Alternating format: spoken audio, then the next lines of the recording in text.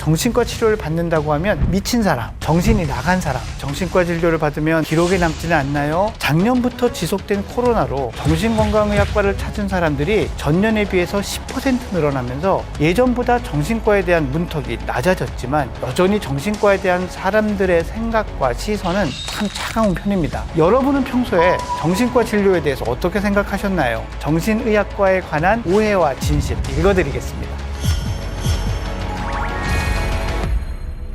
안녕하세요. 정신건강의학과 전문의 노규식입니다. 우리가 몸이 불편할 정도로 이상을 느끼면 주저하지 않고 병원을 찾아가죠. 그런데 정신질환의 경우는 대부분 오랫동안 고통을 참고 견디다가 겨우 찾는 경우가 많습니다. 병원 문턱을 어렵게 넘고도 불안한 눈빛을 하고선 혹시 정신과 진료를 받으면 기록에 남지는 않나요? 걱정을 하십니다. 마치 죄를 지은 사람처럼 병원에 갔다가 아는 사람을 만날까 집에서 멀리 떨어진 병원을 찾느라 애를 먹는 사람들도 많습니다. 왜 사람들은 유독 정신과에 가는 것을 두려워할까요? 바로 편견이 두렵기 때문입니다.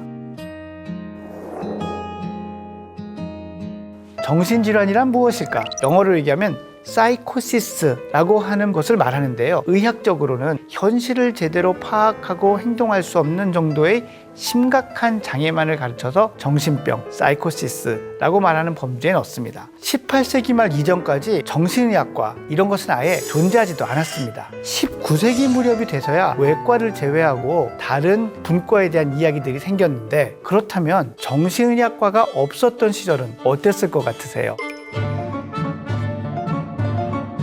지금 상식으로는 도저히 이해되지 않는 기가 막힌 치료법들이 행해졌습니다. 집에 묶여 있거나 호스피스 같은 시설에 치매, 거린, 불황자들과 뒤섞여서 거의 감금되어 있다시피 했어요.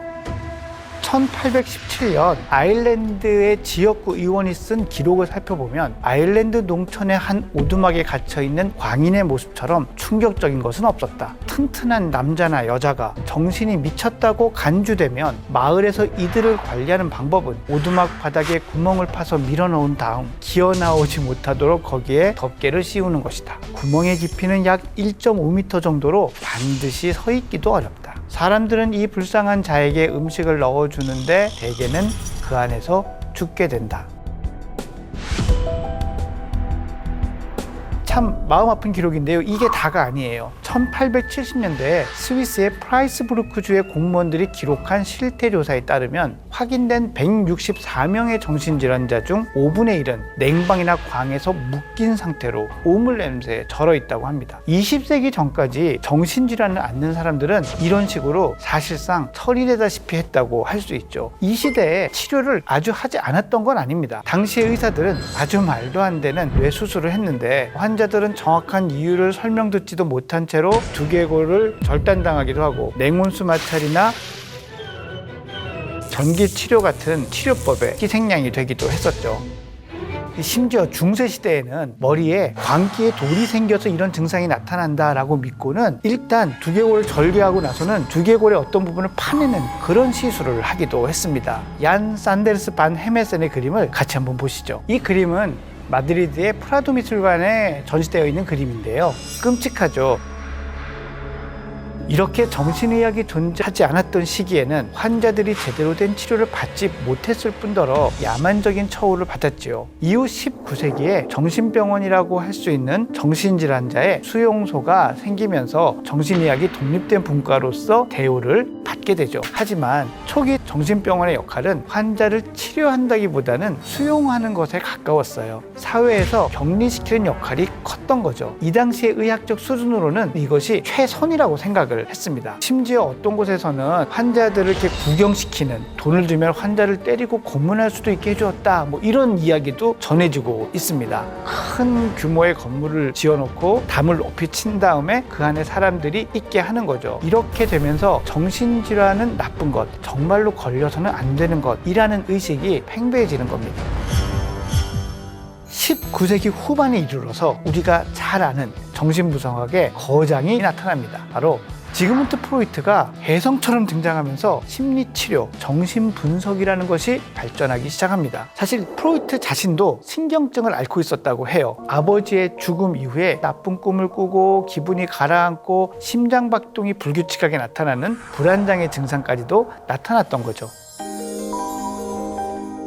스스로 아주 엄격하고 객관적으로 정신분석을 하게 되는데 꿈의 해석이라는 책을 통해서 이때의 분석들이 발간되게 되죠.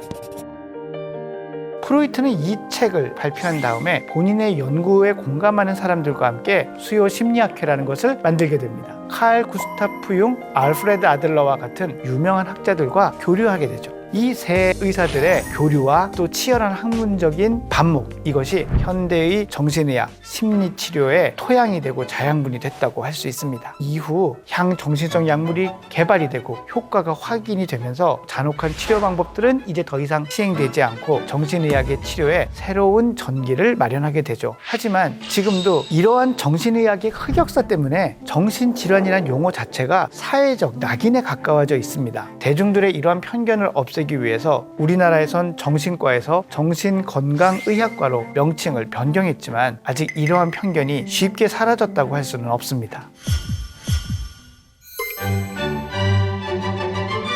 그렇다면 정신건강의학과는 위중한 사람들만 가는 곳일까요? 아닙니다. 사소한 불면, 환경 변화로 인한 적응장애, 가벼운 수준의 불안, 우울 등도 의학적 치료로 도움을 받을 수 있고 받아야 합니다. 뿐만 아니라 일상적인 스트레스 관리 또한 과학적 원리에 맞추어서 치료를 받을 수 있습니다. 이 사람은 왜 잠을 못 자고, 이 사람은 왜 사람을 만나지 않으려고 하고, 왜 직장을 오래 다니지 못할까?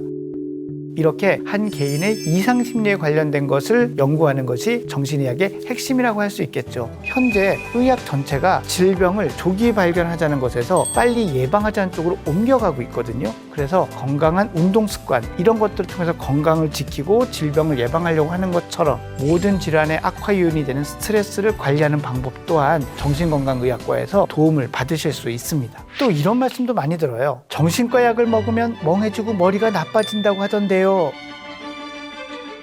아닙니다. 우선 정신과 약이라는 단어, 이 용어 자체가 두려움을 부르는 용어라고 생각을 해요. 여러분들이 약을 먹을 때 나 내과 약 먹어, 정형외과 약 먹어, 이렇게 말씀하세요. 배가 아파서 그 치료제 먹어, 혈압이 높아서 고혈압 치료제 먹어, 이렇게 얘기하는데 유독 정신건강의학과에서 처방하는 약만 정신과 약을 먹는다, 이렇게 표현하시거든요. 사실 정신건강의학과에서 처방하는 약 중에서는요, 여러 용도의 약이 있지만 대부분 다른 과, 내과나 가정의학과에서 처방하고 있는 약들도 많이 있습니다. 결코 이 약이 취해서 계속 잠만 자게 만들거나 그래서 멍한 좀비처럼 보이는 그런 약으로 만들지 않습니다. 일부 기분 안정제, 수면제, 항불안제 중에서는 몸이 나른해지고 머리가 맑지 않은 느낌을 가지고 올 수 있는 약이 있습니다. 하지만 이들 대부분은 용량을 줄이면 해결될 수 있는 경우가 많고요. 초기에는 그랬다가 얼마 지나지 않아서 다시 회복되는 경우가 많습니다. 저는 이게 잘 안 좋아져요 라고 한다면 요즘의 약들 중에는 그것을 피할 수 있는 다른 선택지도 많기 때문에 감내해야 되는 부분 절대로 아닙니다.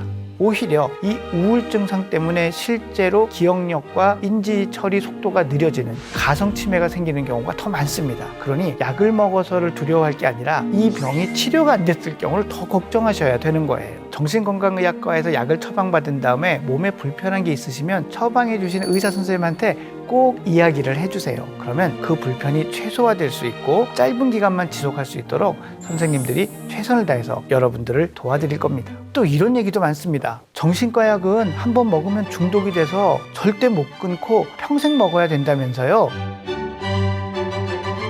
절대 아닙니다. 정신과 의사들끼리는 우스갯소리로 그런 얘기를 합니다. 항우울제에 중독성이 있었으면 좋겠어. 이 약을 오래 먹어서 생기는 폐해보다 중간에 일방적으로 중단해서 생기는 피해가 환자분들에게 훨씬 더 크거든요. 그만큼 중독성이 생기지 않는 안전한 약이라는 뜻이죠. 충분한 기간을 복용한 다음에 증상이 회복되고 안정이 되면 담당 의사와 상의해서 적절한 과정으로 약을 끊는다면 부작용이나 다른 걱정될 만한 일들 전혀 없이 약을 끊고 일상으로 돌아갈 수 있습니다. 이런 걱정도 많으시죠? 정신과 진료는 기록이 남아서 앞으로 취업할 때라든지 이럴 때 불이익이 생긴다고 하던데 사실 이것도 절대로 하실 필요가 없는 걱정입니다. 의료 기록은요, 법에 의해서 철저히 보호받고 있습니다. 법에 명시된 예외적인 경우를 제외하고는 외부에 제공할 수가 없습니다. 심지어는 제공을 할 때에도 본인의 동의를 받아야 제공할 수 있습니다. 그렇기 때문에 누가 조회를 해서 이렇게 해서 알 수 있는 기록이 절대로 아니라는 것을 여러분들이 알아주셨으면 좋겠습니다. 정신질환은 우리의 의지나 마음이 약해서 생기는 것이 아니고 몸에 생기는 병입니다. 다른 신체적 질병과 마찬가지로 숨기고 치료하지 않으면 점점 더 악화됩니다. 우리가 이것들을 잘 이해하고 다룰 수 있다면 우리에게 찾아오는 병을 막고 더욱 행복한 생활을 이룰 수 있을 거라고 생각합니다. 그 이야기는 다음 시간에 이어보도록 하겠습니다.